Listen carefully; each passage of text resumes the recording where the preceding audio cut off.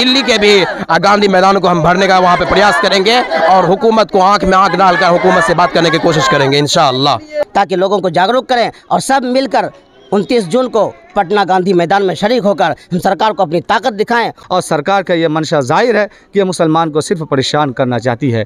संविधान बचाओ, मस्जिदें बचाओ, मदरसे बचाओ, खानकाहें बचाओ। कुर्बानी देना पड़ेगा, मरना पड़ेगा, वो ठीक। धर्म एक सेकुलर है और सेकुलर के तहत ये होती है कि जिसका धर्म जो भी कहता है वो अपने तहत हिंदुस्तान में ज़िंदगी गुजारे। हम लोग पटना पहुँचेंगे 29 तारीख को कि सिर्फ मुसलमान इसमें पीछे जा रहे हैं। कानून बिल्कुल वापस होगा और सरकार को जो है यहाँ पे झुकना पड़ेगा। हम लोग को किसी भी सूरत में पसंद न है सबका साथ सबका विकास, लेकिन इसका बातनी फैसला बिल्कुल हमें हरगिज़ पसंद नहीं है। हमें ये बिल किसी भी हालत में मंजूर नहीं है। Welcome back to my YouTube channel Chahat Media में आप सभी का फिर से खैर मकदम है नया और लेटेस्ट वीडियो के साथ। आप देख रहे हैं मेरे पीछे सबसे बड़ा जनसैलाब दिख रहा होगा, बहुत सारे लोग दिख रहे होंगे। हम इनका कारण जानेंगे आखिर क्या वजह है। सभी के हाथ में आपको बैनर दिख रहा होगा, वक्फ बचाओ, बोर्ड बचाओ, संविधान बचाओ, मस्जिदें बचाओ, मदरसे बचाओ, खानकाहें बचाओ। आखिर ये इतने बड़े जनसैलाब को और इस बचाने की बात क्यों की जा रही है? आखिर वक्फ बोर्ड 2025 के ऊपर बायकॉट करने की क्या ज़रूरत पड़ गई? आखिर क्या वजह है, क्या कारण है? हम इनको जानेंगे, लगे रहिए इस खबर में। मैं आपको बता दूं कि मेरा नाम आमिर हुसैन और अभी मैं मौजूद हूं मधेपुरा ज़िला के उदा कृष्ण मुख्यालय के रामपुर डेहरू में, और यहां से मैं लाइव नज़ारा दिखाने का प्रयास करेंगे और हम कोशिश करेंगे आपको मैं बिल्कुल सच्ची और अच्छी खबर मैं आपको दिखाऊं। चलिए मेरे साथ जुड़े हुए हैं बहुत सारे हजरात हैं और सबसे पहले मैं इन हजरात से बात करूँगा और मैं जानूँगा कि आखिर वक्फ बोर्ड क्या है। सबसे पहले आप अपना परिचय बता दीजिए। जी, मेरा नाम मौलाना कैसर शाही, मदरसा मिरकातुल उलूम रामपुर डेरू हुआ। वक्फ कानून जो 2024 में लाया गया है सरकार, ये बिल्कुल ही हमारे मुसलमान के ख़िलाफ़ ये कानून जा रही है और इस हाँ, ये कानून हमें बिल्कुल ही पसंद नहीं है। ये चीज़ जाल लीजिए गया, हिंदुस्तान सेकुलर मुल्क है, यहाँ हर एक को जीने का अधिकार है अपने अपने धर्म के तहत, और यहाँ पे किसी के ऊपर कोई कैद व पाबंद नहीं है। धर्म एक सेकुलर है और सेकुलर के तहत ये होती है कि जिसका धर्म जो भी कहता है वो अपने तहत हिंदुस्तान में ज़िंदगी गुजारे। और ये वक्फ बोर्ड जो है ये हमारे शरीयत के ख़िलाफ़ है। इससे पहले भी कई कानून लाया गया है, सरकार जो लाए हैं ये हमारे बिल्कुल शरीयत के ख़िलाफ़ लाया है। और यह वक्फ बोर्ड भी उसी कानून में से एक कानून है जो हमारे मसाजिद और मकातिब और मदारिस, हमारे खानकाहों और हमारे ईदगाहों पर बिल्कुल ही सरकार कस रही है। और सरकार का ये मंशा जाहिर है कि ये मुसलमान को सिर्फ परेशान करना चाहती है। ये सरकार किसी भी तरीके से मुसलमानों का खैर खा नहीं है। जब से ये सरकार 2011 से इनका रिकॉर्ड उठाकर देखा जाए आज तक ये मुसलमान का किसी तरह से खैर खाई नहीं किया है। हम सरकार से इस चीज़ का मांग कर रहे हैं कि ये कानून बिल्कुल वापस ले और मुसलमानों के तहत वो फैसला करे जो आम लोगों के तहत करते हैं। हिंदुस्तान सेकुलर मुल्क है, सेकुलर के तहत हमें जीने दें। हमें सरकार से मांग है कि हमें संविधान के तहत ज़िंदगी गुजारने की बिल्कुल ही इजाज़त दें।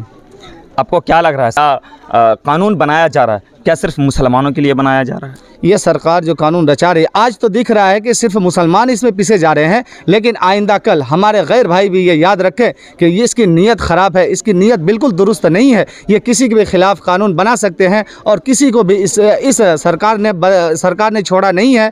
आज तक जितना भी रिकॉर्ड उठाकर देखिए इस सरकार का नीयत बिल्कुल अंदर से गलत है। ज़ाहिरी तो ये बोल रहे हैं सबका साथ सबका विकास, लेकिन इसका बातनी फ़ैसला बिल्कुल हमें हरगिज़ पसंद नहीं है, किसी भी आवाम के लिए ये काबिल बर्दाश्त नहीं है। चलिए, ये थे मौलाना कैसर साहब, बहुत ही कम वक्त में बहुत ही कीमती बातों को रखा। चलिए और भी हजरात हम इनसे भी जानेंगे। सबसे पहले आप अपना परिचय दे दीजिए। मेरा नाम मोहम्मद नौशाद साहिल, मदरसा मिरकातुल उलूम रामपुर डेरू। मैं कहना ये चाहता हूँ कि आज ये वक्फ बिल जो कानून हमारे मुसलमानों के ख़िलाफ़ बतौर ख़ास लाया गया है, ये कानून हमें बिल्कुल भी मंजूर नहीं, क्योंकि आज मुल्क की मौजूदा सूरत हाल मुसलमानों के हक़ में बहुत ही इंतहाई तशवीशनाक है। आज़ादी के बाद इससे बदतरीन हालात शायद ही कभी देखने में आए हों। दर हकीकत आज हिंदुस्तान में भी वही तारीख़, वही हिस्ट्री दोहराने की तैयारियां हो रही है जो अंदलुस, बुखारा, समरकंद और फ़िलिस्तीन में दोहराई गई। आज मुल्क में ये कानून लाकर हमें हमारे जायदाद, हमारे वक्फ की ज़मीनें, हमारे ईदगाहों को, हमारे मसाजिद और मकातिब को जो अपने नज़र करना चाह रहा है, ये कहकर हमें हमारे मुसलमानों के ख़िलाफ़ बहुत ही बेहतरीन साजिश नहीं कह सकते हैं, ये बहुत बदतरीन साजिश है जो मुसलमानों के हक़ में है। फ़िलहाल ये तो मुसलमानों के हक़ में, लेकिन हमारे गैर मुस्लिम भाइयों भी याद रखें, ये वो दिन दूर नहीं कि तुम्हारे ख़िलाफ़ भी ये फ़ैसला आएगा और बहुत जल्द आने वाला है। इसलिए हम सबको चाहिए कि 29 जून को हम सब मिलकर, तमाम मुसलमान या गैर मुस्लिम सभी भाई साथ मिलकर एकजुट होकर मुसलमानों के या अपने जायदाद के, अपने मदारिस और मकातिब के, अपने ईदगाहों के, अपने ज़मीन और जायदाद को बचाने के लिए हमें उस रैली में शिरकत करें और ज़्यादा से ज़्यादा तादाद में पहुंचकर वहां के इस प्रोग्राम को बहुत ही कामयाब बनाएं और सरकार को दिखाएं कि हमें ये बिल किसी भी हालत में हमें मंजूर नहीं है। इसलिए हम ये रैली भी निकाले हैं। बच्चे हमारे पीछे बहुत सारे जनसैलाब नज़र आ रहा है। ये हमारे बच्चे, हमारे गांव के कुछ लोग हजरात इस वजह से इसमें शिरकत कर फरमा रहे हैं ताकि लोगों को जागरूक करें और सब मिलकर 29 जून को पटना गांधी मैदान में शरीक होकर हम सरकार को अपनी ताकत दिखाएं और ये बताएं कि हमें ये बिल किसी भी हालत में मंजूर नहीं है। ये बिल बिल्कुल वापस लें, किसी भी हालत में हमें मंजूर नहीं है, वापस लेना ही होगा, वरना इस मुल्क में हम मुसलमान या किसी गैर मुस्लिम साथ मिलकर एकजुट होकर हमें और भी इससे भी बड़ा प्रदर्शन करेंगे और इससे भी बड़ा जनसैलाब हम हिंदुस्तान के पूरे अंदर में, पूरे हर शहर में, हर सिटीज़ में दिखाएंगे इंशाअल्लाह। तो आप सुन रहे थे मौलाना नौशाद साहिल साहब को, और इन्होंने जो बताया कि ये सिर्फ मुस्लिम के लिए साजिश नहीं है बल्कि गैर मुस्लिम के लिए भी वही साजिश है जो आज हमारे साथ किया जा रहा है। आज हम टारगेट में हैं, कल आप टारगेट में होंगे। इसीलिए सभी से इन्होंने रिक्वेस्ट किया है, सभी मिलजुल कर एक साथ एकजुट होकर ताकत बने और इस नापाक साजिश को नाकाम करने में हमारा साथ दें ताकि आने वाले वक्त में हम और आपको परेशानी का सामना ना करना पड़े। हमारे साथ और भी हजरत जुड़े हुए हैं, हम इनसे भी जानेंगे। सबसे पहले आप अपना नाम बता दीजिए। मेरा नाम मोहम्मद दिलावर अंसारी, रामपुर डेरू। आप क्या कहना चाहेंगे इस वक्फ बोर्ड के ऊपर? वक्फ बिल कानून जो है सरकार को हटाना होगा। इसमें हम लोग पटना पहुँचेंगे 29 तारीख को और पूरा जोर शोर से वहाँ जो है जो भी होगा वहाँ करेंगे। आप देख रहे हैं बहुत ही कम वक्त में सबका सिर्फ एक सवाल आता है कि इस वक्फ बोर्ड को हटाया जाए और इस बिल को हटाया जाए। आखिर क्या वजह है, क्या कारण है? चलिए और भी हजरात हैं, इनसे भी हम जानना चाहेंगे। क्या नाम है आपका? मोहम्मद असलम अंसारी। आपको क्या लगता है ये बिल वापस होना चाहिए या नहीं? बिल्कुल होना चाहिए। ये हम लोगों के भी बिल्कुल जो है ना, ये बिल को जो है ना गवर्नमेंट इस तरह से मतलब लाद दिया गया है कि जो कि मतलब हम लोग को पूरा परेशानी आगे से लेकर के अभी तक दिखाई दे रहा है और आगे परेशानी ही परेशानी नज़र आती। इसलिए इस बिल को वापस होना बहरहाल बहुत ही ज़रूरी है। ये बिल हम लोग को किसी भी सूरत में पसंद न है। इसके लिए जितना भी मेहनत जद्दोजहद जो भी करना पड़ेगा, कुर्बानी देना पड़ेगा, मरना पड़ेगा, वो ठीक है, आज न कल एक न दिन मरना ही है। तो इससे अच्छा है कि इसके पीछे संघर्ष करके अगर मरेंगे, अगर हासिल होगा अच्छा है, न होगा तो गवर्नमेंट के ख़िलाफ़ हम लोग जहाँ तक जाना होगा वहाँ तक जाएंगे। गांधी मैदान में 29 जून को भारी तादाद में रैली है, वहाँ हम लोग जाने का प्रोग्राम बनाया है, इरादा किए हैं। ठीक है, वहाँ इंशाल्लाह ज़रूर जाएंगे।